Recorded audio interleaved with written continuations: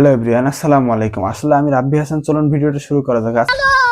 আজকে আমরা ভিডিওটা শুরু করবো আসলে তমা রশিদকে নিয়ে। আসলে তমা রশিদকে নিয়ে সম্প্রতি কিন্তু অনেক আলোচনা এবং সম্প্রতি বিভিন্ন গুঞ্জন শোনা যাচ্ছে সে নাকি একটা অস্কার পুরস্কার এবং নোবেল পুরস্কার পেয়েছে, কিন্তু না ভাই, সে নোবেল পুরস্কারও পায়নি, অস্কার পুরস্কারও পায়নি। তাকে নিয়ে কি পুরস্কার পেয়েছে, চলুন ভিডিওটা শুরু করা যাক।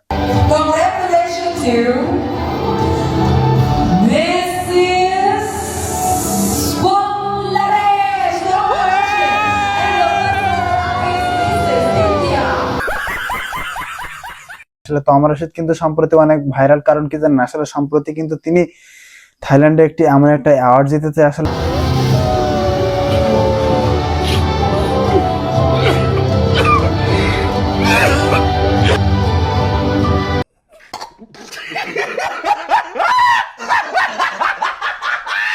তমা রশিদ কিন্তু 121টি দেশের মধ্যে নিজেকে প্রথম স্থান অধিকার করে দেখিয়েছে। আসলে কিন্তু তার রূপের ঝলক সবকিছুকে মিলিয়ে কিন্তু তিনি আজকে প্রথম স্থান অধিকার করেছে। আসলে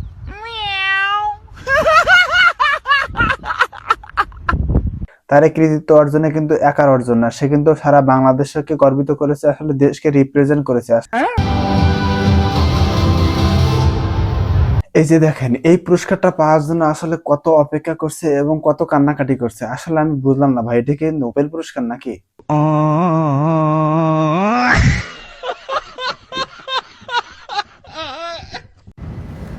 আমার সোনার বাংলা। আচ্ছা, এই তমা রশিদ থাইল্যান্ডে গিয়ে জাতীয় সঙ্গীত গাচ্ছে, এর মানেটাকে আমি বুঝলাম না। আসলে সে কি প্রমাণ করতে চাচ্ছে যে সে নিজে একাই এই দেশকে ভালোবাসে?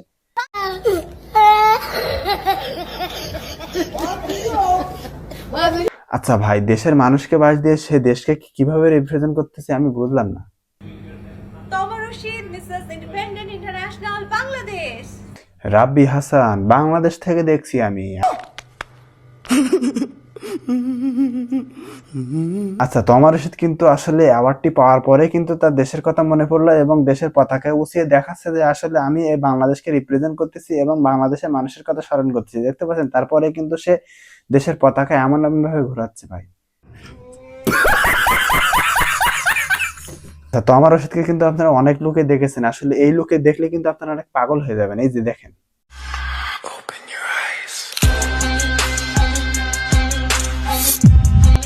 আসলে তমা রশিদকে এই লুকে দেখার জন্য হাজারো ছেলে কিন্তু অপেক্ষা করে বসেছিল এবং আপনাদের ক্রাশকে আসলে এমন ভাবে উপস্থাপন করা হয়েছে যেটা আসলে জাস্ট ক্রাশই লাগছে।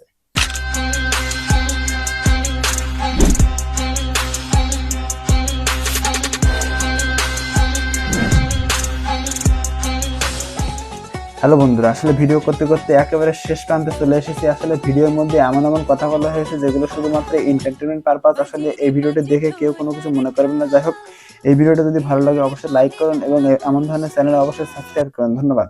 তবে আমার নামটি অবশ্যই মনে রাখবেন, রাব্বি।